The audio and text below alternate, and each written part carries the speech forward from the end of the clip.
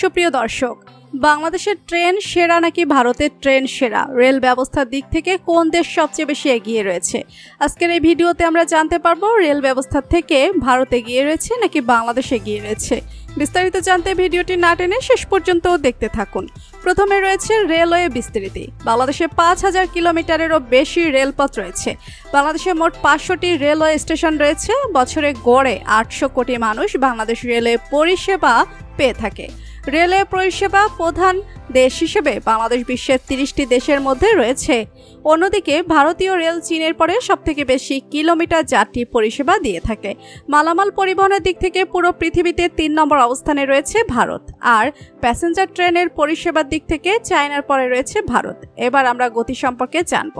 বাংলাদেশের সোনার বাংলা ট্রেনের সবথেকে বেশি গতি রয়েছে এবং এই ট্রেনের সর্বোচ্চ গতি হচ্ছে ১২০ কিলোমিটার প্রতি ঘন্টায়। তবে ভারতের ট্রেনগুলো এক্সপ্রেসের ক্ষেত্রে সর্বোচ্চ গতি ১৬০ কিলোমিটার প্রতি ঘন্টায়।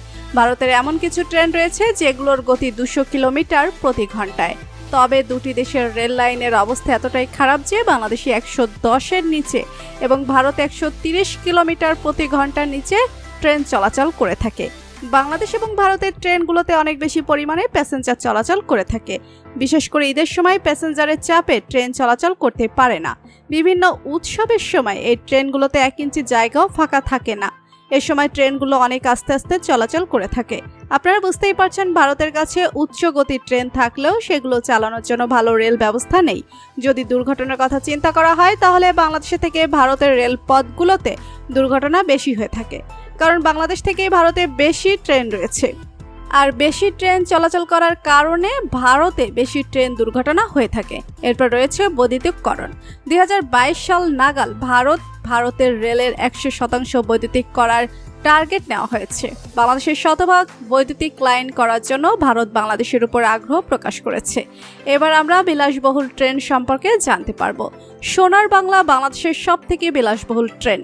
ভারতের কাছে মোট ৭টি বিলাসবহুল ট্রেন রয়েছে, আর বিলাসবহুল ট্রেনের দিকে ভারত একটু এগিয়ে থাকবে।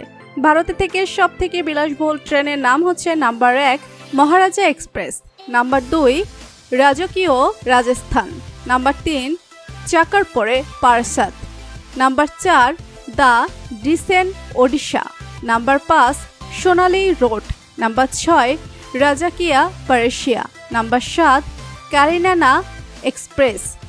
এরপরে রয়েছে মেট্রো রেল। বাংলাদেশের সম্প্রতি মেট্রো রেল চালু করা হয়েছে। এই মেট্রো রেল কম খরচে যাত্রী সেবা দিচ্ছে। অন্যদিকে ভারতে মোট ১১টি মেট্রো রেল রয়েছে। আরও ২২টি মেট্রো রেল তৈরির পরিকল্পনা চলছে। বুলেট ট্রেন চায়না এবং জাপানের সহযোগিতায় ভারত এবং বাংলাদেশে বুলেট ট্রেন আসতে চলেছে। আগামী দশকে বাংলাদেশ এবং ভারতে বুলেট ট্রেন দেখা যাবে। যদি বুলেট ট্রেন দেওয়ার পাশাপাশি ঘন ঘন স্টেশন দেয় তাহলে বুলেট ট্রেন দিয়ে কোনো লাভ হবে না। বাংলাদেশে বুলেট ট্রেন তৈরি হবে ঢাকা এবং চট্টগ্রামের মধ্যে, আর ভারতে বুলেট ট্রেন তৈরি হবে আহমেদাবাদ থেকে মুম্বাই পর্যন্ত এবং পরবর্তীতে কলকাতা এবং দিল্লিতেও তৈরি করা হবে। তো বন্ধুরা, ভারত এবং বাংলাদেশের ট্রেনগুলোর মধ্যে কোন ট্রেনগুলো আপনার ভালো লাগলো জানিয়ে দিন কমেন্ট করে। আর ভিডিওটি ভালো লেগে থাকলে একটি লাইক দিয়ে চ্যানেলটি সাবস্ক্রাইব করুন। ধন্যবাদ।